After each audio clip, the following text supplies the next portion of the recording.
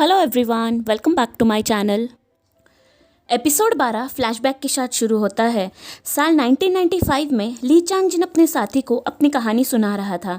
वो बोलता है कि मैं जब छोटा था मुझे कोरियन भी नहीं आता था। मैं अपने मम्मी पापा को उनके बिजनेस में हेल्प किया करता था। तब लोगों को ऐसा लगता था कि मुझे रशियन आता है, पर मुझे रशियन भी अच्छे से नहीं आता।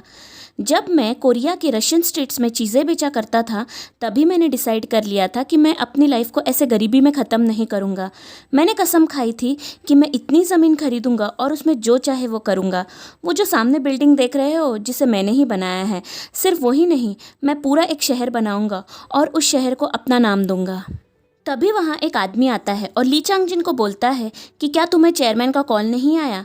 रशिया से कुछ लोग ड्रग को लेके पूरे क्लब को मेस बना के रखे हैं और तुम्हें रशियन आता है ना, जाओ और उन लोगों को वहाँ से निकालो। चांग जिन उस आदमी को बहुत मारता है, ये बोलते हुए कि मैंने अब वो सब चीज़ें छोड़ दी है। अब प्रेजेंट में कुछ कंस्ट्रक्शन कंपनीज चांगजिन को लीगल नोटिस भेजते हैं शॉपिंग मॉल की डीले के लिए। वो अपने असिस्टेंट को बोलता है कि एक लॉयर को अपॉइंट करो और उसे बोलो कि हम डबल पे करेंगे अगर हम ये केस जीतेंगे तो। असिस्टेंट बोलता है कि लॉयर ने ऑलरेडी बोल दिया है कि हमारी जीतने की उम्मीद कम है। वो बोलता है कि हमने अपना पूरा पैसा मुंजू पे लगाया है और अगर 1 महीने के अंदर रीडेवलपमेंट का काम शुरू नहीं हुआ तो हम लोग बैंकरप्ट हो जाएंगे। फिर हमें कोई दूसरे देश भागना पड़ेगा। क्योंकि आपको रशियन आता है, मुझे लगता है कि हमें रशिया ही जाना चाहिए। चांगजिन उस पर बहुत गुस्सा करता है और उसे वहाँ से जाने बोलता है। उसके जाने के बाद ली चांग जिन को एक ईमेल आता है जो हमने पिछले एपिसोड में देखा था। उसे एक वीडियो रिसीव होता है जिसमें वो जिनमुख से मिलता है। जिसने उसको ये ईमेल भेजा था उसने ली चांग जिन के नाम पे फेक मेल आईडी बनाया और उसे सेंड कर दिया था। वो सोचता है कि ऐसा कौन कर सकता है। वो अपने सपोर्टिंग स्टिक से फ्लावर पॉट को तोड़ देता है और हमें पता चलता है कि इतने साल से वो लंगड़ाने का नाटक कर रहा था। ये सब हमने पिछले वीडियो में ऑलरेडी देख चुके हैं। इसके बाद वो अपनी कार लेके कहीं जा रहा था। रास्ते में वो बार बार दोहे-वन को कॉल करता है पर दोहे-वन कॉल पिक नहीं करती क्योंकि उसके सामने डोंगशिक और जोवन थे। अब हमें पिछले एपिसोड के लास्ट सीन को दिखाया जाता है जब डोंगशिक ने जंगजे को पूछा था कि वो क्या छुपा रहा है। जंगजे कुछ भी नहीं बोल पाता और उसे पैनिक अटैक आना शुरू होता है। तभी डोंगशिक उसे साइकेट्रिक हॉस्पिटल का फॉर्म दिखाता है जिसमें वो एडमिट था यूयोन के डेथ के बाद। उस फॉर्म पे वही नंबर था जो उसे चो गिल्गू के कॉल डिटेल्स में मिला था, वो 3rd नंबर जिसे वो ट्रैक नहीं कर पा रहा था। डोंगशिक उसे पूछता है कि क्या तुम ये नंबर को जानते हो? जंगजे बोलता है कि हाँ, मैं उसे चो गिल्गू के कॉल डिटेल्स में देख के ही समझ गया था कि ये मेरी मॉम का नंबर है जो वो 20 साल पहले यूज़ करती थी। डोंगशिक पूछता है कि तुमने तभी क्यों नहीं बताया? तो जंगजे बोलता है कि क्योंकि उस दिन के बारे में मुझे भी जानना था जो मुझे अब तक याद नहीं है। डोंगशिक पूछता है कि तुम कौन से दिन की बात कर रहे हो? तो जंगजे उसकी मॉम को पूछता है कि मॉम मुझे बताओ उस दिन क्या हुआ था जिस दिन यूयोन घर नहीं लौटी थी। मुझे कुछ क्यों याद नहीं आता है मॉम। और उसे फिर से पैनिक अटैक आता है और उसे सांस लेने में दिक्कत होती है। तो जोवन एम्बुलेंस को कॉल करता है और फिर उसे हॉस्पिटल लेके जाया जाता है। ये सब के बाद जोवन डोंगशिक को पूछता है कि क्या वो ठीक है। डोंगशिक बोलता है कि आजकल जिस पे भी मैं ट्रस्ट करता हूँ वही लोग मुझे धोखा देते हैं। जोवन बोलता है कि अगर तुम्हें पाक जंजे को अभी भी ट्रस्ट करना है तो करो, पर डोंगशिक बोलता है कि माहौल देख के मुझे लग नहीं रहा है कि मेरा ट्रस्ट ज़्यादा टाइम टिक पाएगा। तो जोवन बोलता है कि क्योंकि तुम अब तक सच एक्सेप्ट करने के लिए रेडी नहीं हो। वो लोग जब वहाँ से जा रहे होते हैं डोंगशिक एक गाड़ी को देखता है और उसका नंबर नोट करता है। वो लोगों के जाने के बाद हमें उस गाड़ी में ली चांग जिन को दिखाया जाता है। वो ये सारी चीज़ें देख रहा था। बाद में वो हैंकी वन को कॉल करता है पर हैंकी वन उसका कॉल पिक नहीं करते। वो गुस्से में अपनी गाड़ी को स्टार्ट करता है और उसकी गाड़ी जाके पोल को टकरा जाती है। उसी वक्त हैंकी वन और प्रोसिक्यूटर क्वन मिलते हैं। हैंकी वन को तभी ली चांग जिन का कॉल आ रहा था, वो उसे कट कर देता है। प्रोसिक्यूटर क्वन बोलता है कि मैंने पिछले सारे केस चेक किए इस उम्मीद में कि मुझे कुछ उसमें क्लू मिलेगा। बैंग जोसन की मौत कैसे हुई, ली यूयोन गायब कैसे हुई। वो हैंकी वन को पूछता है कि आपने बोला था कि चीफ नाम ने एनालिसिस रिपोर्ट के बारे में आपसे बात की थी। वो शायद गिटार पिक की थी जिसे चीफ नाम को बैंग जोसन के क्राइम सीन से मिला था। अब दोनों ही केस बंद हो चुके हैं। मैंने जब कुछ पूछताछ की तो मुझे पता चला कि वो गिटार पिक ली डोंगशिक की थी, पर यहाँ मुझे कुछ अजीब पता चला। वो गिटार पिक के ऊपर किसी की डीएनए या फिंगरप्रिंट्स नहीं मिली, जबकि डोंगशिक ने अपने स्टेटमेंट में क्लियरली बोला था कि उसने वो गिटार पिक को ली यूयॉन के गायब होने वाली दोपहर को ही यूज़ किया था। सारे दूसरे रिपोर्ट्स केस फाइल में मौजूद है, पर सिर्फ ये ही रिपोर्ट गायब है। तभी हैंकी वन को समझ में आता है कि चीफ नाम उस दिन उनसे यही रिपोर्ट के बारे में पूछ रहे थे। तभी प्रोसिक्यूटर ख्वन हैंकी वन को पूछते हैं कि आपको क्या लगता है कि किसने वो रिपोर्ट को गायब करवाया होगा। वैसे भी वो रिपोर्ट इतना इम्पोर्टेंट कुछ नहीं था, क्योंकि उसमें कोई भी फिंगरप्रिंट्स या डीएनए नहीं मिले थे।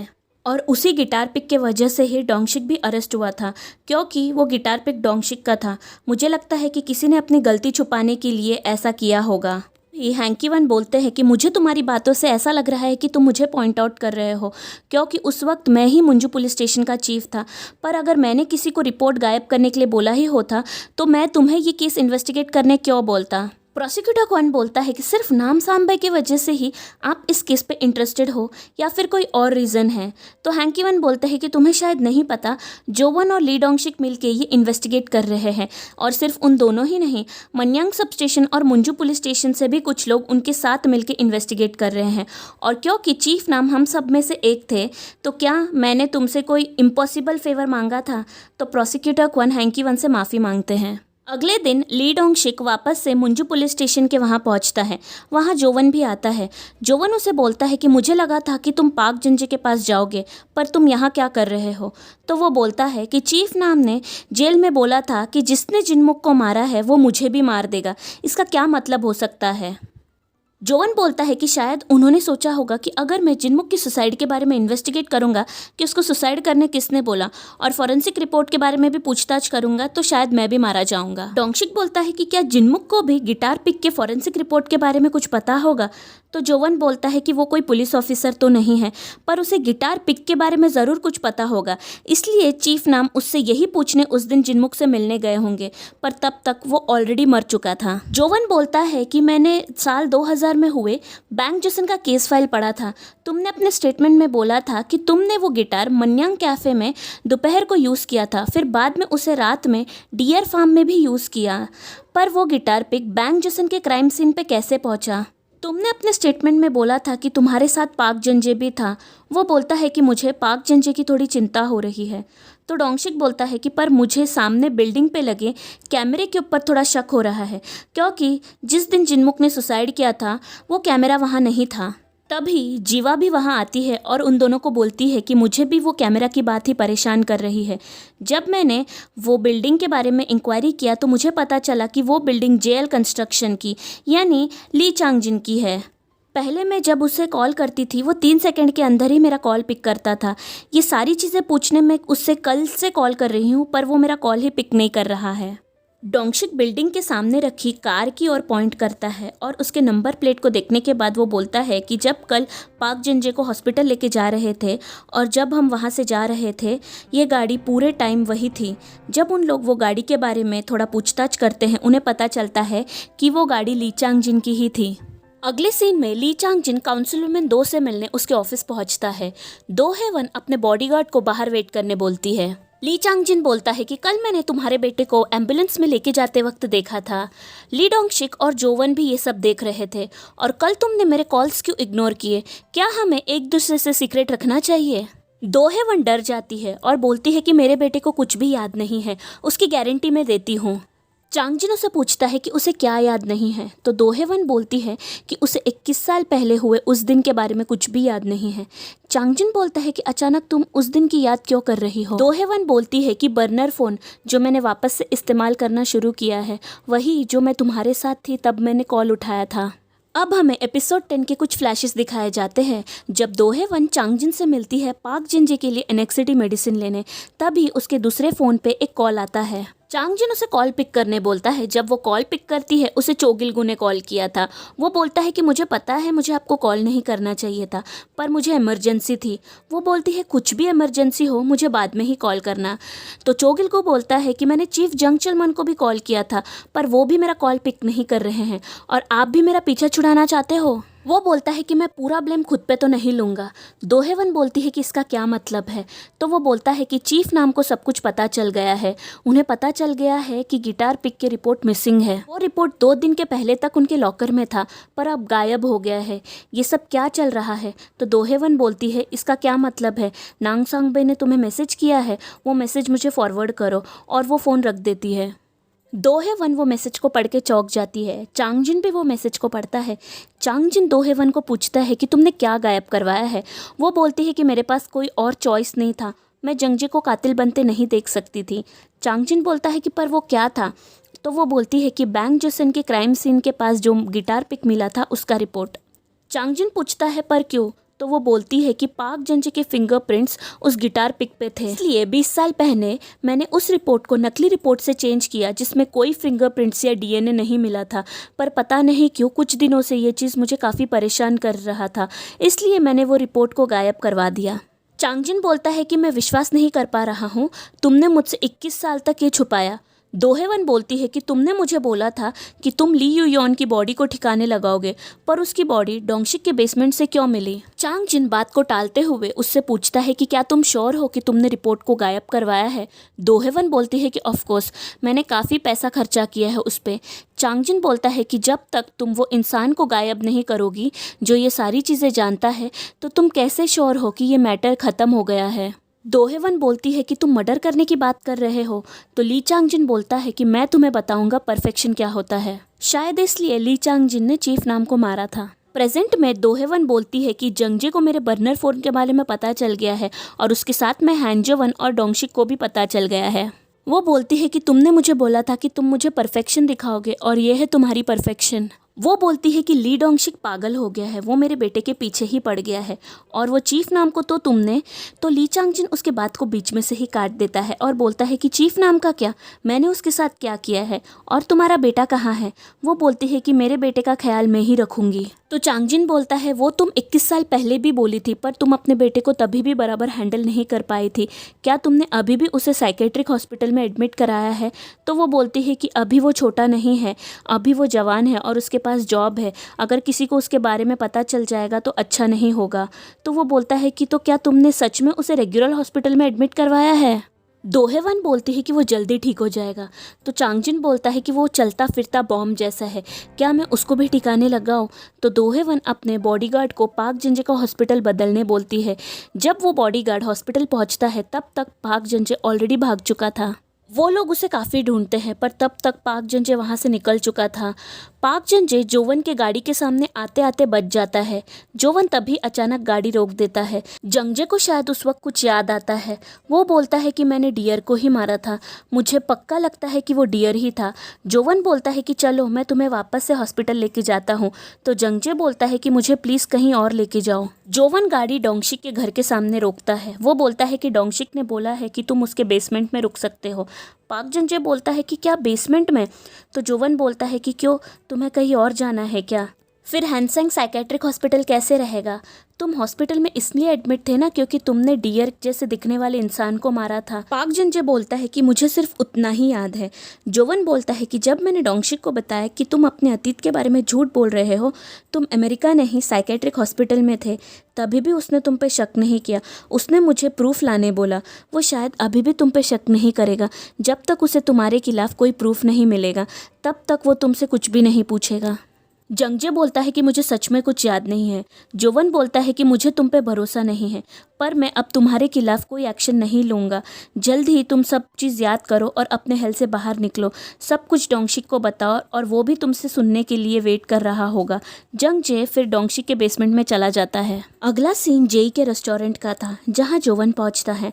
वहाँ डोंगशिक, जीवा, जेई, जीहुन, कांग दोसो और उसकी बीवी जो फॉरेंसिक ऑफिसर है वो वांग क्वांगयंग सभी ऑलरेडी मौजूद थे।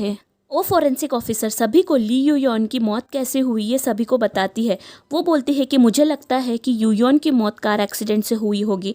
उसकी हड्डियों पे मल्टीपल फ्रैक्चर्स के निशान हैं और इसका रीज़न ये हो सकता है कि जब वो खड़ी होगी तभी उसको कार ने कुचला होगा, क्योंकि अगर वो भागती या चलती थी तो उसके फ्रैक्चर्स अलग होते।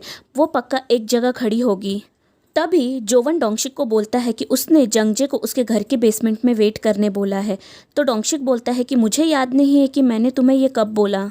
इसके बाद डोंगशिक जीवा को पूछता है कि तुमने बोला था कि तुम्हें कुछ मिला है। जीवा बोलती है कि मुंजू पुलिस स्टेशन के सामने वाले बिल्डिंग की डॉक्यूमेंट रजिस्टर की कॉपी कांग 200 लेके आया है। गेस करो चांगजिन ने वो प्रॉपर्टी किससे खरीदी होगी। जोवन बोलता है कि शायद दोहेवन से। जीवा बोलती है कि यूयोन के एक्सीडेंट के तुरंत बाद उसने ये प्रॉपर्टी चांगजिन को बेच दी, वो भी हाफ प्राइस में। सब लोग बोलते हैं कि पर वो प्रॉपर्टी सिटी के बीचों बीच है और वहाँ अब रीडेवलपमेंट का काम भी होगा। तभी जोवन बोलता है कि क्या सिर्फ उसने ये ही बेचा है। तो जीवा बोलती है कि साल 1999 में दोहेवन ने प्रॉपर्टी खरीदना शुरू किया था, पर इन 20 सालों में उसने इनमें से 2/3 हिस्सा बेच दिया है ली चांगजिन, जंग चनमन और ली कांगजा को। जोवन पूछता है कि ये ली कांगजा कौन है। डोंगशिक बोलता है कि वो चो गिलगू की वाइफ है। जीवा बोलती है कि शायद पेमेंट में उसने कैश देने के बदले लैंड दिया होगा। डोंगशिक बोलता है कि ऐसा सिर्फ 2 केस में ही होता है, या तो उसे कोई ब्लैकमेल कर रहा होगा या तो उससे कुछ काम करवाने के बदले वो उसे पे कर रही होगी।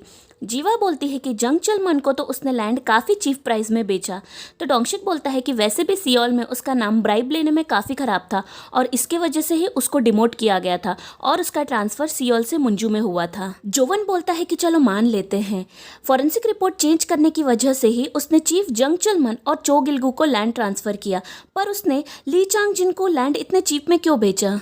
जीवा बोलती है यही पूछने मैं उसे कल से कॉल कर रही हूँ, पर वो मेरा कॉल पिक नहीं कर रहा है। जोवन बोलता है कि साल 2000 में दोहेवन ने फॉरेंसिक रिपोर्ट चेंज करवाया था, फिर उसने चो गिलगू को 20 साल बाद लैंड क्यों दिया। डोंगशिक बोलता है कि शायद ये पहली बार नहीं होगा, वो उसे 20 साल से पे कर रही होगी। चो गिलगू उसे शायद से 20 साल से ब्लैकमेल कर रहा होगा।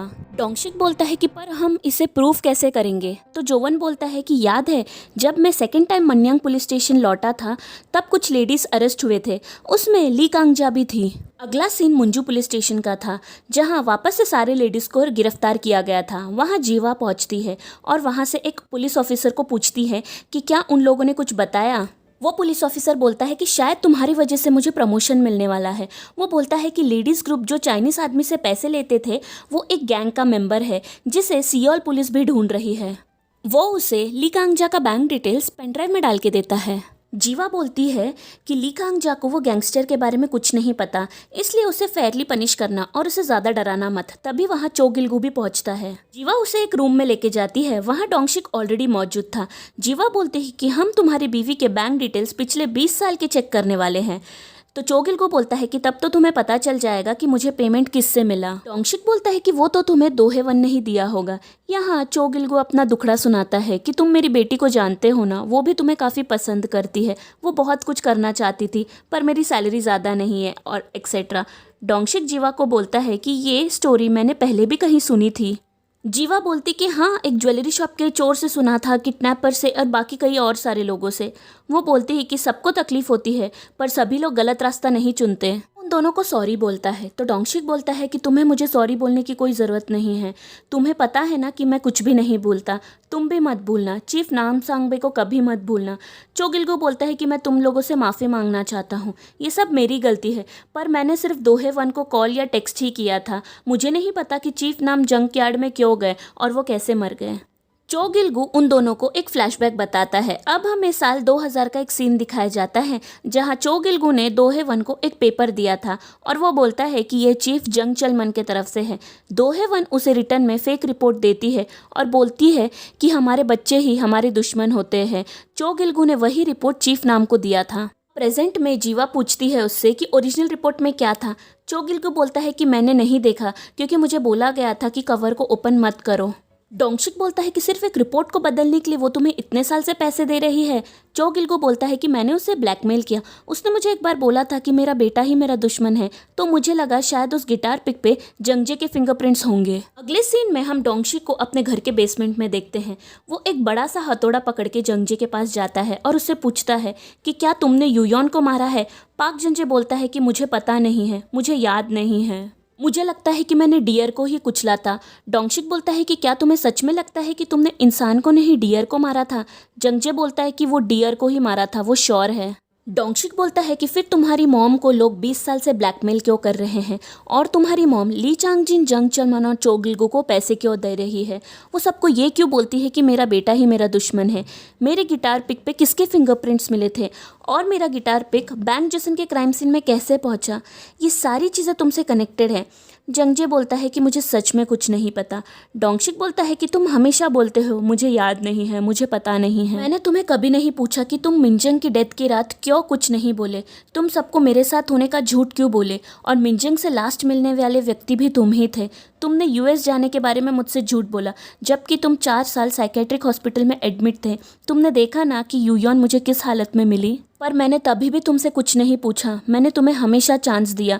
तुम हमेशा दवाइयाँ खाते रहे, तभी भी तुमने मुझे कुछ नहीं बताया। तुम सिर्फ यही बोलते रहे कि तुम्हें कुछ याद नहीं है, तुम्हें कुछ पता नहीं है। 20 साल पहले तुमसे इंटरोगेशन किया गया, तभी भी तुमने कुछ नहीं बोला। तुमसे पूछा गया कि क्या डोंगशिक तुम्हारा दोस्त है, क्या तुम्हें डोंगशिक के गिटार पिक के बारे में कुछ पता है जो वो यूज़ करता है। तुमने बोला हाँ। पर जब तुमसे पूछा गया कि यूयॉन के गायब होने वाले दिन क्या डोंगशिक ने उस गिटार पिक को यूज़ किया था, क्या तुमने उसके गिटार पिक को कभी यूज़ किया, क्या तुम डोंगशिक की बहन यूयॉन को जानते हो, क्या तुम यूयॉन को डेट कर रहे हो। ये सारे सवालों का जवाब तुमने ना में दिया। जंगजे को फाइनली फ्लैशबैक याद आता है। एपिसोड 1 में यूयॉन को जो मैसेज आया था जिसमें लिखा था कि तुम बाहर आओ, वो जंगजे ने ही भेजा था। यूयॉन जंगजे से मिलने डियर फार्म पहुंचती है। उस वक्त जंगजे अल्कोहल के नशे में धुत था। वो बोलता है कि मैं कल यूएस जा रहा हूँ, आज हम दोनों डोंगशिक को अपना रिलेशन बता देते हैं। यूयॉन गुस्सा हो जाती है। वो बोलती है कि पहले तुम अपनी मॉम को बताओ, उसके बाद हम इसके बारे में बात करेंगे। वो वहाँ से चले जाती है। जंगजे काफ़ी दुखी हो जाता है और अल्कोहल के साथ में कोई टैबलेट ले लेता है। फिर उसे यूयॉन याद आती है तो वो यूयॉन को ढूंढने कार में जाता है। यूयॉन तभी रास्ते में ऑलरेडी बेहोश थी और उसने ही यूयॉन को अंधेरे में कुचला था। भी जंगजे कार से बाहर आता है यूयॉन की बॉडी को चेक करने और तभी पाक जंगजे के जेब से डोंगशिक का गिटार पिक क्राइम सीन पे गिर जाता है। प्रेजेंट में जंगजे डोंगशिक को बोलता है कि मैंने ही यूयॉन का कार एक्सीडेंट किया, मुझे मार दो। डोंगशिक तभी हैमर उठाता है। यहाँ सीन कट कर दिया जाता है। इसके बाद के सीन में जोवन डोंगशिक के घर पहुँचता है। वो बोलता है कि तुमने बोला था कि जंगजे ने अपना क्राइम कन्फेस किया, पर जोवन को वहाँ जंगजे नहीं मिलता। वो डोंगशिक को बोलता है कि क्या तुमने जंगजे को जाने दिया, क्या तुम पागल हो, क्या वापस से तुम पाक जंगजे को एज अ बेट यूज़ कर रहे हो, क्या तुमने चीफ नाम के मर्डर्स के बाद भी कुछ सीखा नहीं। और अगर पाक जंगजे अपनी मॉम के साथ मिलके काम करेगा तो तुम क्या करोगे, वो उसकी फैमिली है। क्या तुम्हें अभी भी जंगजे पर भरोसा है। डोंगशिक बोलता है कि जोवन, अगर तुम्हारी फैमिली तुम्हारे पीछे कुछ ऐसा करेगी जो तुमने कभी इमेजिन नहीं किया तो क्या तुम उनको हेल्प करोगे। जोवन बोलता है कि तुम क्या बोलने की कोशिश कर रहे हो। डोंगशिक बोलता है कि तुम फैमिली को ज़्यादा इंपॉर्टेंस तो नहीं देते, तो क्या मैं तुम पे ट्रस्ट कर सकता हूँ। सच पता चलने के बाद भी क्या मेरा ट्रस्ट नहीं टूटेगा। तभी उन दोनों को जीवा का मैसेज आता है कि टीवी ऑन करो। टीवी पे हैंकी वन के अगले पुलिस कमिश्नर बनने की अनाउंसमेंट हो रही थी। डोंगशिक तभी टीवी ऑन करता है। वही अनाउंसमेंट टीवी पे चल रही थी। वो जोवन को कंग्रेचुलेट करता है अपने पिता के पुलिस कमिश्नर बनने के लिए। तभी एक फ्लैशबैक का सीन दिखाया जाता है।